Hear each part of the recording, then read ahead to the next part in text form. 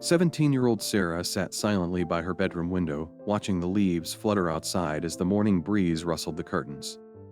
It had been 2 years since the car accident that left her paralyzed from the waist down, and life had never felt the same. Her world, once full of color and energy, had dulled into a muted gray. The garden outside, once her favorite place to run barefoot in the summer, now seemed like a distant dream, something just out of reach. Her wheelchair, though essential, felt more like a prison than a tool. And inside the house, where laughter and music used to fill the rooms, now silence reigned. Sarah barely spoke, even to her father, and spent most of her time lost in her own thoughts, drifting further and further away from the person she used to be. David, her father, had watched this painful transformation with helpless eyes. A practical man by nature and a widower since Sarah was 5, he had always tried to face life's challenges with a steady hand. But nothing had prepared him for this. Watching his once vibrant daughter fade into herself day by day was a heartbreak he didn't know how to fix. He tried everything: new hobbies, encouraging words, even rearranging the house so it was more accessible, but nothing broke through Sarah's wall. Late at night, he'd sit at the kitchen table, staring at the darkened hallway, wondering where he had failed and how he could reach the girl who now seemed like a stranger in his own home. Each morning he hoped for a sign, any small change that might mean she hadn't given up. But the days just kept blending together, one silent, empty morning after another. Then one morning, something shifted in David's mind. Driven by a mixture of desperation and hope, he got in his car and drove to the local animal shelter, unsure what he was even looking for. He walked through the rows of barking dogs and timid cats, wondering if maybe, just maybe, a living, breathing companion could bring something back into Sarah's life. That's when he saw him, a golden retriever puppy with bright, alert eyes and a tail that never stopped wagging. There was something about the dog's energy, his gentle spirit, that made David stop. He didn't know if this would work, but something in his gut told him to try. Maybe the love of a creature who asked for nothing in return could do what he could not. So he filled out the paperwork, held the squirming pup in his arms, and for the first time in months, felt the faintest flicker of hope. As he drove home, the puppy curled in the passenger seat. He whispered to himself, "Please let this be the thing that brings her back." When David entered Sarah's room holding the puppy, she barely glanced up, her eyes still dull and distant. "What's this?" she asked quietly, her tone laced with skepticism. David set the puppy gently on the floor, unsure of what to expect. But before he could answer, the little golden retriever bounded forward, tail wagging with such joy and purpose it seemed impossible to ignore. Without hesitation, the puppy placed its paws on Sarah's lap and rested its head gently, as if it had known her forever. For a moment, Sarah didn't move. She stared at the small creature, unsure of how to respond. But then, slowly, she lifted her hand and let it brush against the puppy's soft fur. The contact was so simple, yet something shifted in the air. Her lips curled into a tiny, hesitant smile. It was the first genuine smile David had seen in years. "What's his name?" she asked, her voice softer now. "Buddy," David replied, trying to keep his emotions in check. "That's what they called him at the shelter. But you can change it if you want." Sarah looked down at the puppy, now curled contentedly in her lap. "No," she said, almost in a whisper. "Buddy suits him." Over the next few days, something began to change in the house. Something neither of them could quite explain. Sarah started waking up earlier, sometimes already waiting by the window for Buddy to be let into her room. She watched him chase butterflies in the garden, tumble over his own paws, and race back to her with eyes full of mischief. She laughed again. Real laughter, not the polite smile she used to force when people visited. She began talking to Buddy, telling him about memories from before the accident, her dreams, her fears, things she hadn't voiced in years. It was as if the walls she had built around herself were slowly starting to crack, letting in bits of light. David watched from a distance, afraid to interfere but unable to stop the hope rising in his chest. He couldn't remember the last time the house had felt this alive. The quiet that once felt oppressive now had the warmth of peacefulness, punctuated by Sarah's giggles and Buddy's playful barks. But what David didn't expect, what he couldn't possibly predict, was that Buddy was more than just a source of comfort. One afternoon, while Sarah dozed in her wheelchair by the window, Buddy suddenly sprang to his feet, ears perked and alert. He began pacing the room, tail stiff, his playful demeanor replaced by something more focused. Without warning, he dashed out of the room, barking loudly. David, alarmed, followed him to the kitchen where Buddy tugged insistently at his pant leg. "What is it, boy?" David asked, already hurrying after him. Buddy led him back to Sarah's room, where she was still asleep, only now something was different. Her foot beneath the blanket had shifted ever so slightly. David's breath caught. "Sarah," he whispered, stepping closer. She stirred, blinking in confusion. "What's wrong?" she asked, and then he said it. "Your foot." It moved. Sarah looked at him, disbelief in her eyes. "That's not possible," she murmured. But Buddy was still there, his tail wagging, as if he knew exactly what had just happened. And in that moment, David realized something incredible. Buddy might be more than a friend. He might be the beginning of something neither of them thought possible. The morning after the incident, Sarah sat quietly on the porch. Buddy nestled at her feet as she stared out at the dew-covered garden. Her eyes had a different look now, not quite joy, but curiosity mixed with cautious hope. David brought her a blanket and sat beside her, unsure of what to say.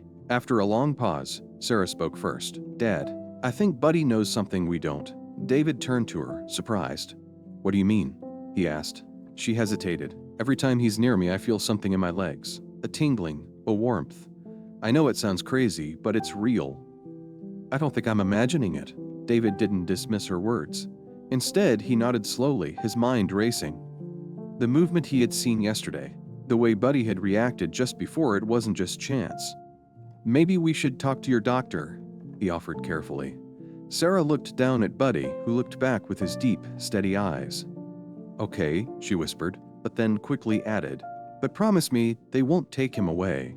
He's special." David reached over and gently squeezed her hand. "I promise."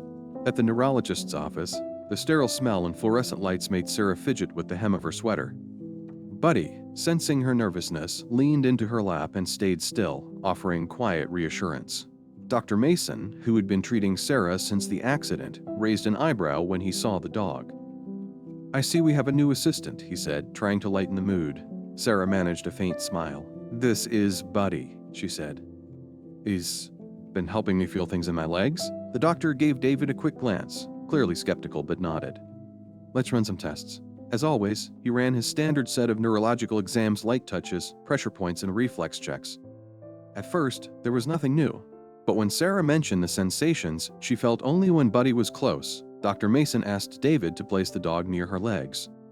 Buddy climbed onto the table with surprising calm, resting his paws gently near Sarah's knees. That's when it happened. Sarah gasped. "I feel that," she said breathlessly, her voice filled with a mix of shock and joy. "It's like a vibration, right where his paws are." The doctor's demeanor changed instantly. He repeated the tests, this time with Buddy present, and confirmed subtle but undeniable improvements in her nerve responses. It wasn't dramatic, but it was real. On the drive home, the car was quiet. Sarah kept her hand resting on Buddy's head, her fingers softly trailing through his fur. David glanced at her through the rearview mirror. "What do you think, sweetheart?" he asked, unsure of how she was processing everything. Sarah didn't answer right away. Her gaze stayed focused out the window, but her voice was clear when she finally spoke. "I think Buddy is a miracle," she said. "I don't care how it's happening, I just know I feel something. And that's more than I've felt in 2 years." David gripped the steering wheel tighter, his throat tightening with emotion. He didn't have an explanation, neither did the doctor, but none of that mattered. What mattered was the spark in his daughter's voice, the quiet determination returning to her eyes. And as they pulled into the driveway, Buddy looked up at Sarah as if he understood every word, every emotion she had buried for so long. David didn't know what lay ahead, but in that moment he vowed to protect whatever magic had entered their lives, even if no one could explain it. David couldn't stop thinking about what had happened at the doctor's office. The memory of Sarah gasping, saying she could feel Buddy's touch, played over and over in his mind. It didn't make sense, not in any logical way, but it was real. That night, after Sarah went to bed, David sat at the kitchen table with a cup of coffee growing cold in his hands. Buddy lay on the floor near Sarah's bedroom door, ears twitching as if still on duty. Around midnight, an urgent bark pierced the quiet. David jumped up, heart racing, and rushed to Sarah's room. There, he found Buddy pacing around her wheelchair, his posture tense and alert. Sarah sat upright in bed, her brow furrowed. "Something feels weird again," she murmured, her voice uncertain. "Not like before." stronger. It's not just tingling, it feels like pressure. Buddy leapt onto the bed and gently placed his paws on her lap again. Sarah sucked in a sharp breath. "Dad," she whispered, "I think I can feel even more now." Slowly, almost like she didn't want to believe it herself, she moved her toes. First one foot, then the other. David knelt beside her, overwhelmed, unable to speak. Her legs motionless for 2 years had moved under their own power. The next day, both David and Sarah were quieter than usual, still processing the events of the night. But Buddy was unchanged, cheerful, alert, as if none of this surprised him at all. David found himself watching the dog differently now. He had always been grateful for the companionship Buddy gave his daughter, but this was something else entirely. Something deeper. Needing answers, he picked up the phone and called the animal shelter where he had adopted Buddy. A woman named Linda picked up, and as soon as David mentioned the dog's name, her voice softened. "Oh yes, we remember Buddy well," she said. "He came to us from your rehabilitation center not far from here. He wasn't brought in by anyone, he just showed up one day and started hanging around the grounds." David leaned forward in his chair, gripping the phone tighter. "What kind of center?" he asked. "Physical rehab," Linda replied. "We were told he used to visit the patients on his own. He had this instinct. He'd walk right up to people in pain or struggling with therapy and just sit with them. They said he helped calm them, sometimes even encouraged movement." David's pulse quickened. Did anyone ever find out why? Or how? There was a pause on the line. "Not really," Linda admitted. "Some dogs just know. We always thought Buddy was special." After hanging up the phone, David sat in silence, trying to wrap his mind around what he had just learned. Buddy hadn't just stumbled into their lives, he had a past, a history of helping people. Maybe it hadn't been luck that led David to the shelter that day. Maybe it had been something else. He walked outside and found Sarah on the porch, Buddy sitting at her feet, as always. Her eyes were focused and determined, her posture straighter than before. "Dad," she said as he approached, "watch this." Slowly, Sarah placed her hands on the arms of her wheelchair and pushed down. Her legs trembled, and for a brief moment, she lifted herself an inch off the seat before sinking back down. David rushed toward her, heart pounding, but Sarah just smiled. "I'm okay," she said. "I just wanted to try." She looked down at Buddy, who was wagging his tail like he had just won a prize. "He gave me the courage to do that." David knelt beside them, his eyes wet with pride and disbelief.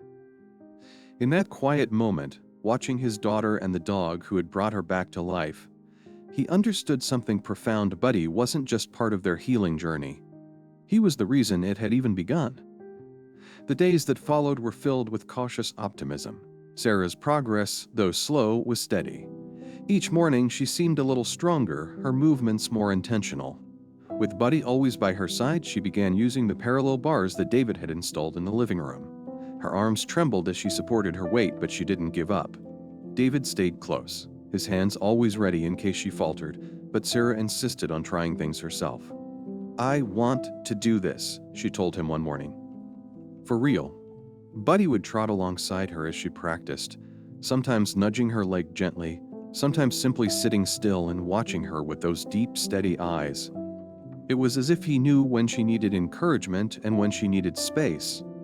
His presence gave her confidence, not because he did anything dramatic, but because he was simply there, constant and devoted. One evening, as Sarah attempted a step forward, her hand slipped slightly on the bar. Her body wobbled and she gasped. But before David could react, Buddy moved instinctively.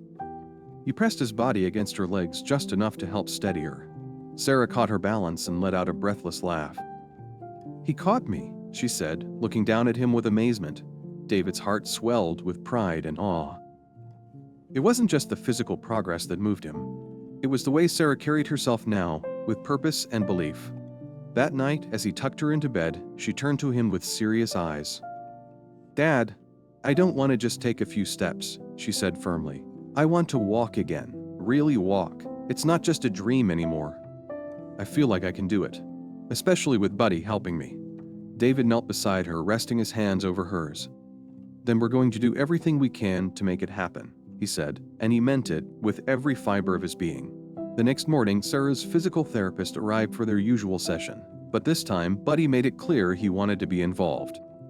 As Sarah moved onto the mat, Buddy walked beside her and sat right at her side, refusing to budge. The therapist, amused but accommodating, allowed it. He seems to know what's going on, the therapist remarked with a smile. Sarah gripped the bars tightly, took a shaky breath, and stepped forward. Buddy walked slowly beside her, brushing against her leg with every movement, almost like he was guiding her stride. Step by step, Sarah moved forward, unstable but determined. When she finally turned to David at the end of the session, her eyes were shining with tears and resolve. "I'm not stopping," she said, her voice trembling but strong. "Not until I'm walking on my own." David nodded, his throat tight with emotion. He believed her. She wasn't the same girl who once sat silently in her room, staring out the window in defeat. She was fighting, step by step, and Buddy was right there, walking every inch of that road with her. Progress had become a new rhythm in Sarah's life. Each day brought another small victory, a longer stride, a steadier hand, a stronger push from the wheelchair. With Buddy always close, those once impossible milestones now felt within reach. David could see the change in her eyes. A quiet fire, a belief that hadn't been there in years. Still, not every day was perfect. Recovery wasn't linear. One rainy afternoon, while practicing her steps across the slick tile floor, Sarah's foot slipped and she fell hard. The sound echoed through the house, sending David running from the kitchen. He found her on the ground, tears streaming down her face, clutching her knee. "I'm fine," she said through clenched teeth, but her voice cracked with pain and frustration. Buddy whimpered beside her, nuzzling her hand, his usual cheerful energy replaced with quiet concern. David helped her back into the wheelchair, his heart heavy.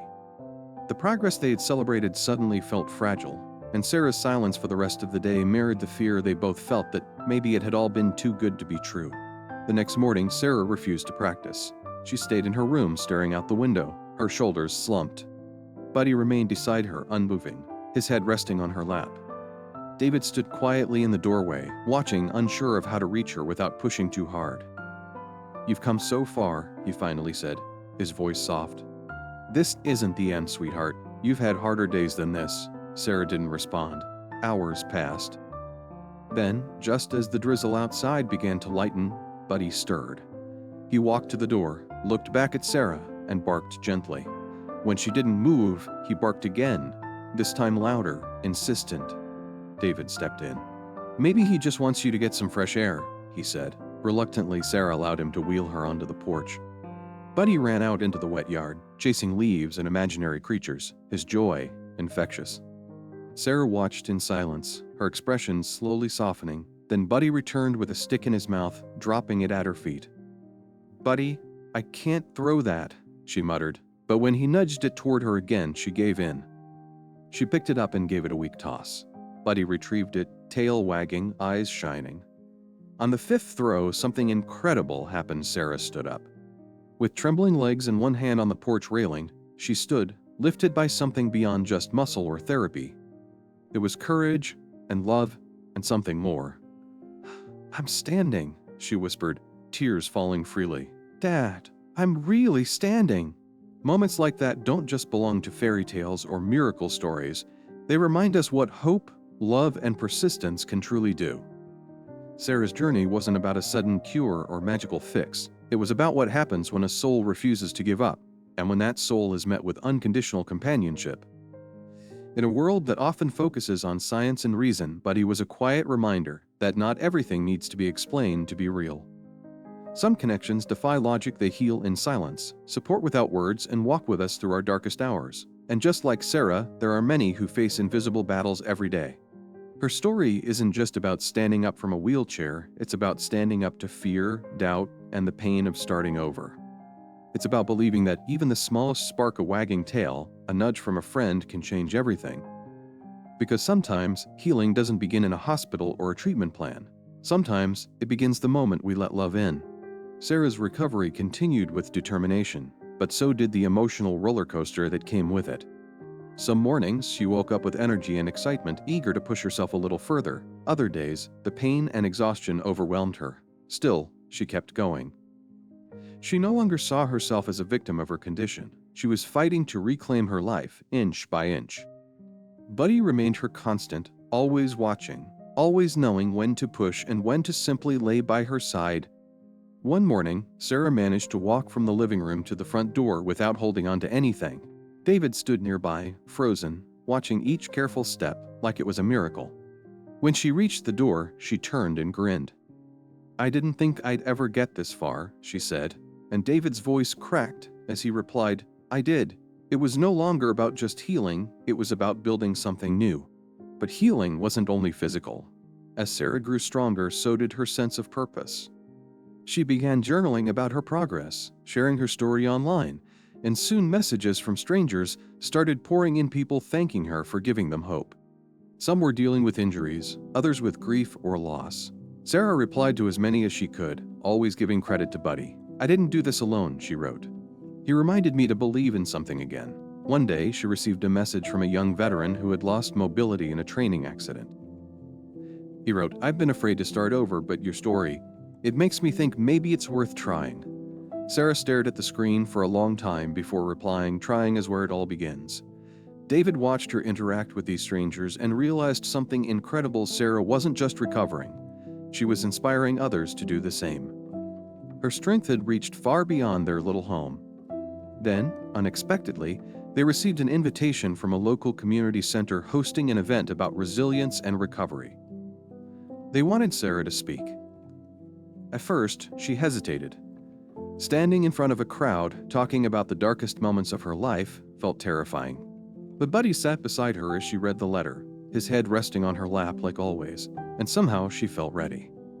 On the night of the event, Sarah walked slowly onto the small stage, Buddy right beside her.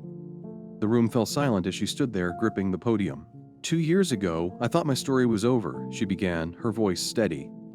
"But then a little dog reminded me that healing isn't about what doctors predict, it's about what we choose to believe is possible." The audience listened in awe as she spoke not just of struggle, but of love, courage, and unexpected second chances. And when she ended with "This is Buddy," and the golden retriever stood on his hind legs to wave a paw, the entire room erupted in applause. In that moment, Sarah didn't just feel like someone who had recovered. She felt like someone who had truly come alive again.